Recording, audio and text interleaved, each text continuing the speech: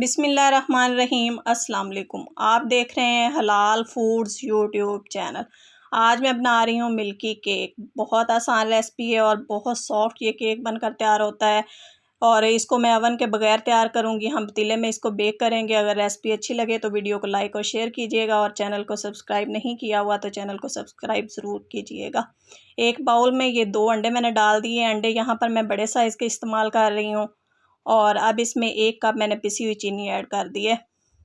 अब यहाँ पर इलेक्ट्रिक बीटर की मदद से मैं इनको बीट कर रही हूँ। इस वक्त तक मैंने बीट करना है जब तक ये क्रीमी सा ना हो जाए। आप हैंड बीटर का भी इस्तेमाल कर सकते हैं। ये देखिए अब ये क्रीमी सा हो गया है, तो इसमें 1/4 कप ये मैंने ऑयल का ऐड कर दिया है। ऑयल ऐड करने के बाद अब दोबारा से हम इसको बीट करेंगे। अच्छी तरह से हमने ऑयल को भी मिक्स कर लेना है।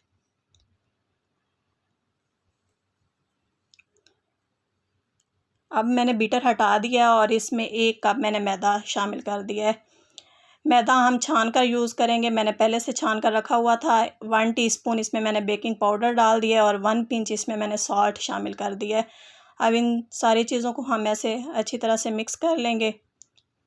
और मिक्स करने के बाद अब इसको मैं एक साइड पर रख देती हूँ। और ये मैंने लिया है आधा कप गर्म दूध। इसमें मैं 2 चम्मच मक्खन के डाल रही हूँ। दूध हमारा इतना गर्म होना चाहिए कि जब हम इसमें मक्खन डालें तो मक्खन जो है अच्छी तरह से मेल्ट हो जाए दूध में। ये देखिए मक्खन मेल्ट हो गया है।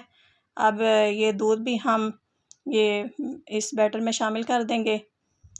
और ये 1 चम्मच इसमें मैं वनीला एसेंस का शामिल कर रही हूँ। इन सारी चीज़ों को हम अच्छी तरह से ऐसे हल्के हाथ से मिक्स करके एक साइड पे रख देते हैं।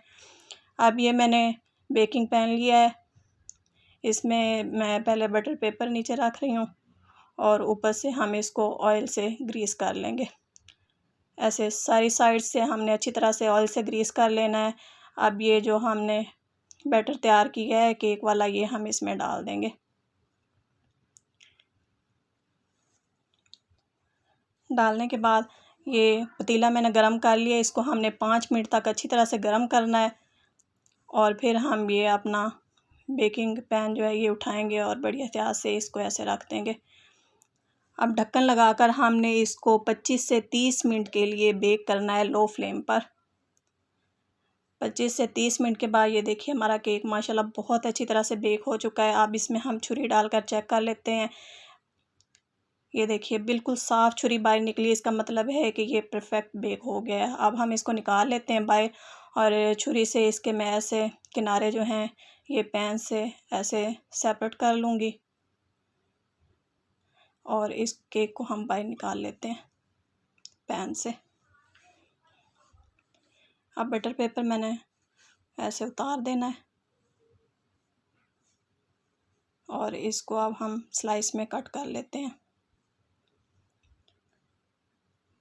ये देखिए कितना सॉफ्ट हमारा केक तैयार हुआ है। कितनी आसानी से इसके स्लाइसेस कट हो रहे हैं।